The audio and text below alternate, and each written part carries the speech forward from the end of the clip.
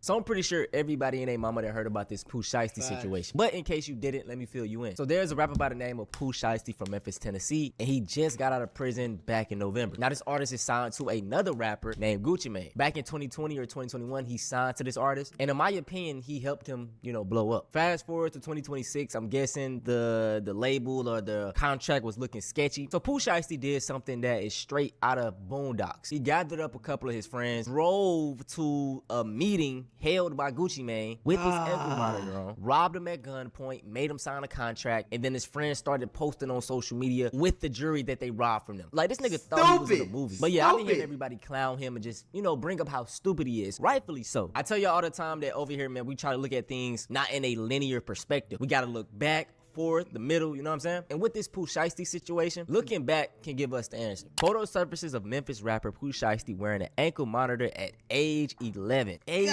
Bro, at 11 you wearing ankle monitors? Oh yeah, nah. Yeah, nah, hell nah. You was destined to do this street stuff. This is ridiculous. 11, me and Pooh Shiesty around the same age. He's 25, I'm 24. So we would have grew up together. 11 years old, bro. I was playing with Legos. We was hooping in the neighborhood. We was on the game. Like, some of the dudes I grew up with, they ain't jump off the porch probably too a little older, but damn, 11 is crazy, 11 bro. So with this information, I started thinking to myself, okay, where were his parents? Did he grow up with his father? Was his mom around? Was his mom working a lot? Because these are important questions to ask. The crazy thing is, y'all, he grew up with his dad. In fact, his dad went on the hit with him. So, okay? And then he also had his mom in his life. But after doing research on her, I got a glimpse into her psychology. And so right here we have a clip of Pooh Shiesty's mom. And in the description it states, Pooh Shiesty's mom went live revealing the reason her son robbed Gucci Mane and kidnapped him was because he owes Pooh over $25 million from his music while he was locked up and didn't want to pay him or release the contract. In quotes, she says, I raised a real slime. My son don't play.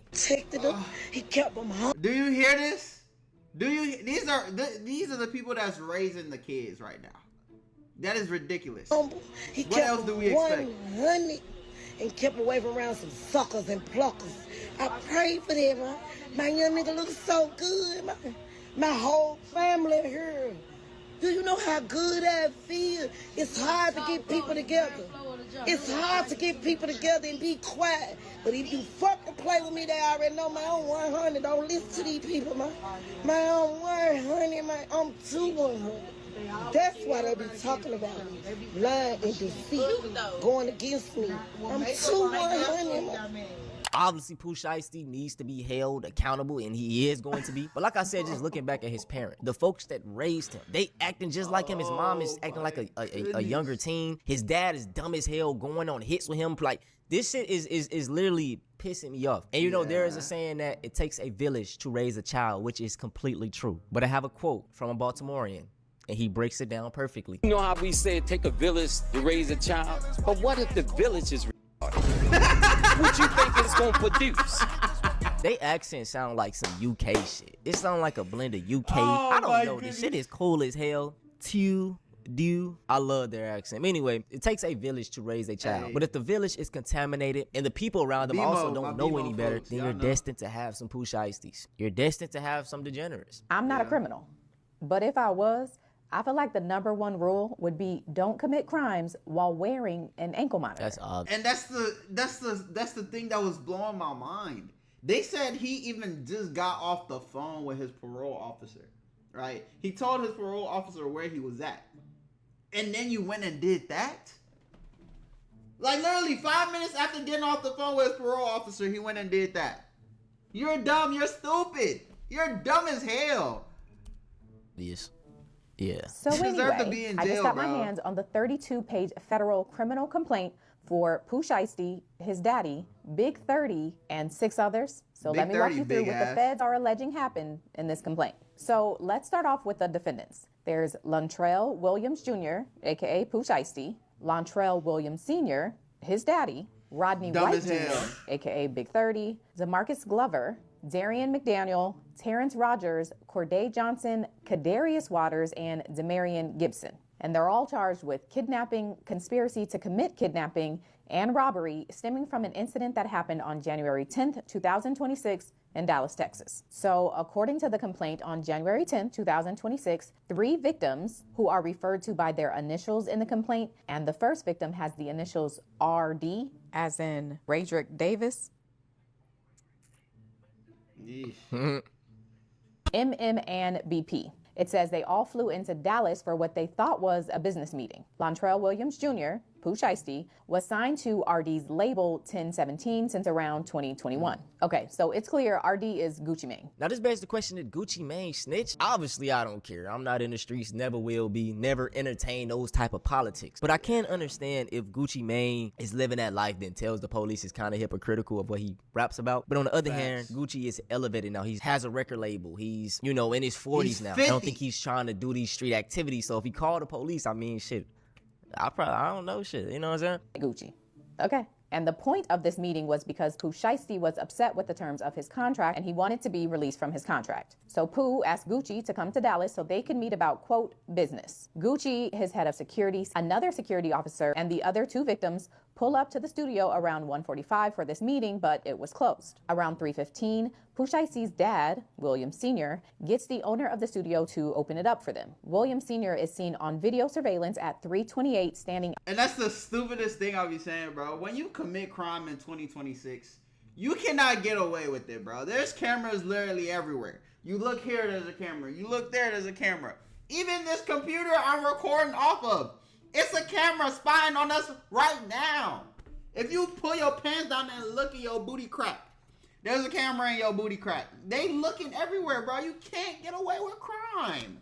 So I don't know why people really be trying to do this stuff, bro. I don't understand. Of the building on his phone. According to the complaint, at 3:43, so about 15 minutes later, Pooh Shiesty, his dad, Big 30, and the other 6 defendants enter the studio where Gucci and his team had already been waiting. Now, apparently, at this point, Pooh Shiesty, who has an ankle monitor, gets a call from his probation or his parole officer because he's not at home. Pooh tells the officer that his caseworker gave him permission to be out for, quote, rec time, but the officer tells Pooh that's not the case. He doesn't have rec time and he needs to return home immediately. The complaint says that Gucci and his team overhear this phone call, so Gucci tells Pooh that they can reschedule their meeting, but Pooh says he wants to talk to Gucci privately. So the 2 of them go into a separate recording room, and according to the complaint, Pooh brings out a contract termination or contract release document and tells Gucci to sign it. Gucci says he doesn't want to sign the document, and so the complaint says the 2 of them begin arguing. Pooh then tells Rodney White Jr., who again is Big 30, to get his bag, and when Big 30 returns with the bag,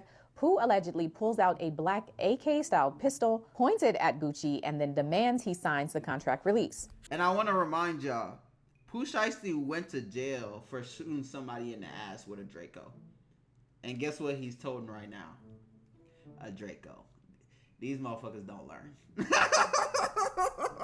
They don't learn, bro. Gucci then signs. They and don't while he's doing that, William Sr. and Big 30 guard the door of the recording room so that Gucci can't leave. According to the document, after Gucci signs the document, Pooh allegedly takes Gucci's wedding ring, his watch, earrings, and his cash from him. Gucci apparently forgot to date his signature, and so after reviewing the document, Pooh gives him the document back so he can add the date, and then they're all good. Now, when they are exiting that recording room, the other defendants who were still in the main studio area pulled out their weapons and allegedly demanded the other victims to give them their stuff. The document says victim PB was pushed onto a couch in the control room while an individual named as CMO Damn Fool searched his pockets and stole his wallet. BP's 1017 chain and a necklace were also stolen from him by someone he knew as Glizzy 375. The document says BP was also able to identify someone he knew as Baby Slime 375 and another individual he knew as KD. Now, during this incident, the complaint alleges that MM, the other victim, was choked from behind to the point of nearly losing consciousness, resulting in him having scratches on his neck and wrist. MM's Rolex watch, a Louis Vuitton bag containing multiple other high-dollar watches, his Apple AirPod headphones, and his wallet were all stolen. I mean, like, bro, this, like, I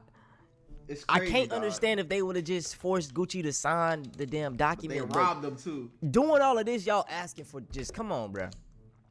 Oh no, like, he going to jail literally, for Pooh sure. Shiesty, you have. He going to jail for sure. God, it just. That boy ain't never seen daylight ever again. He going to jail. He going to jail. I'm looking at this and I see this is a white dude. Oh yeah, you're going to jail. You're going to jail. Listen, even if Gucci Mane didn't snitch, My boy right here, oh yeah, he definitely gonna snitch. Rightfully so.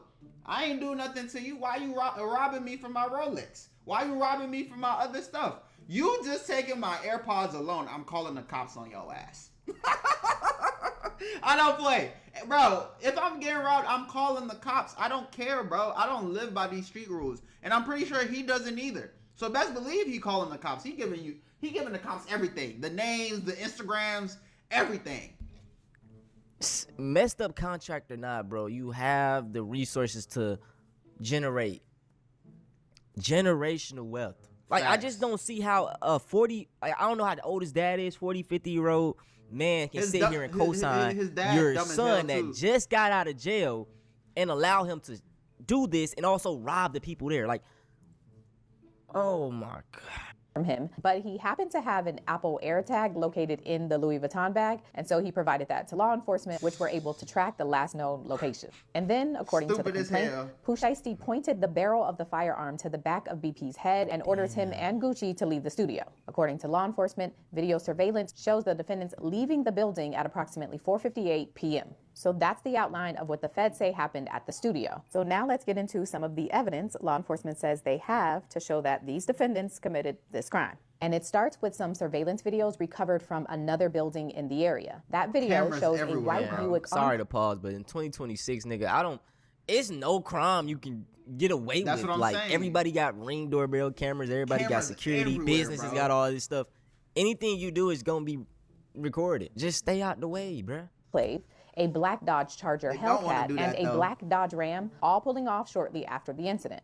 And according to police records, Rodney Wright Jr.'s father owns a 2020 Dodge Charger Hellcat bearing a Tennessee license plate. And the Buick that was with the cars was actually a rental car. And after getting a subpoena for records from Hertz, law enforcement learns that Lontrell Williams Sr. rented the car on December 29, 2025 with a return date of January 11, 2026. I'm sorry to pause, but these niggas can't get any dumber. You get a rental car in your name. You ain't even get it in somebody that's not on this hit. You would think they've never done crime ever before, bro. The way they were moving while doing this, you would think they've never done crime before.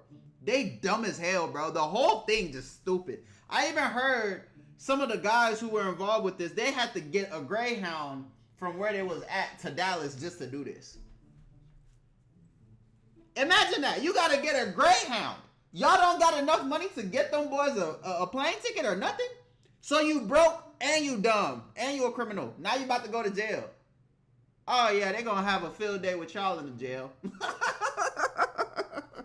they gonna be running them cheats. It's so crazy, bro. It's like, bro, Pooh Shiesty got out of jail, and then he came to gather his friends and take them all back to jail with him. That's what he did. He basically wanted company in jail. That's what he wanted.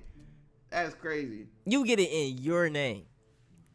Damn, bro. Just stupid. The day after this incident. Next up, the document goes into Pooh Shiesty's ankle monitor. The document notes that Pooh Shiesty had just been put on house arrest on October 31st, 2025 for a firearms charge. And a part of his conditions for this house arrest was that he would not possess any deadly weapon or knowingly be in the company of a person possessing the same. It also notes that he was required to wear an electronic monitoring device, and that same monitoring device confirmed that he was at or near the location of this incident around the time of this incident. Next up, the document talks about a trip Lontrell Williams Sr. took to Staples around 1:15 on the day of the incident. Now remember, Gucci and his team didn't get inside the studio until around 3:15, and according to this complaint, at approximately 1:50 p.m., Williams Sr. was seen on video entering a Staples. His rented Buick Enclave can be seen on surveillance video parking near the front of the store, and then when Williams comes into the store, he goes directly to the copy printer machine. And so investigators are alleging that due to the timing of this Staples trip, they believe Williams Sr. was there to print off the contractual release that he later presented to Gucci at the studio.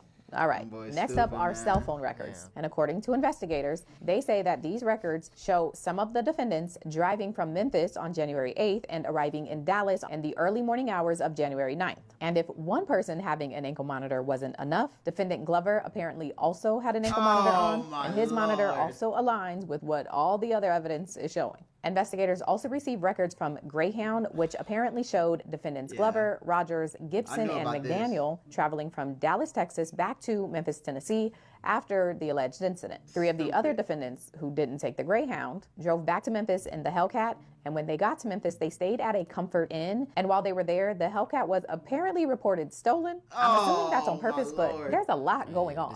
But after learning about the defendants being at the Comfort Inn, investigators were able to get surveillance video from that hotel, and they see that at some point, almost all of the defendants had been at the Comfort Inn, and they're all wearing some of the same clothing that was seen on video at the studio. And then investigators were able to lift some fingerprints off of cups that were left in the studio, and they matched those to defendant Gibson and defendant Rogers. Now, after all of that corroborating evidence, law enforcement says they then used Instagram to help identify some of these defendants. First up was Pooh Shiesty, who was easily identifiable because all of the victims knew his real name and his stage name. And then when it comes to Luntrell Williams Sr., they all knew that he was Pooh Shiesty's dad. The document says all 3 victims were able to identify Rodney White as Big 30. And because some of these defendants made posts on Instagram shortly after the incident, that also helped law enforcement. For example, victim BP knew Rogers as his Instagram page, damnfool375, and after law enforcement was able... He sure is a damn fool, I'll tell you that. That boy's a damn fool, a goddamn fool. ...to match his pictures to his state ID, they figured out his name. But in addition to that, Rogers was also seen on Instagram wearing a Rolex that appears to be similar to the one stolen from MM. And then there's defendant Glover, whose Instagram name is Twin CMO. Why? Like, as soon as... Look at this, bro.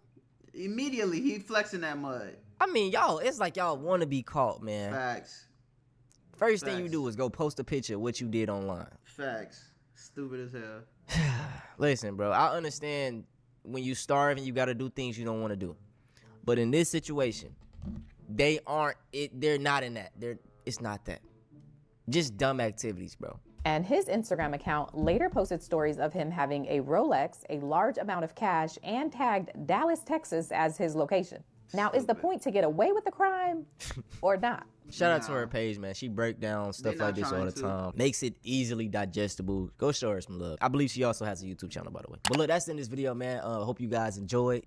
Man, what y'all think about this whole situation, man? I just think they dumb as hell. That's what I think. They just dumb. It feels like they wanted to go to jail. Like that's how I can put it. They wanted to go to jail.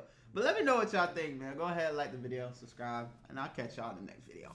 Bye.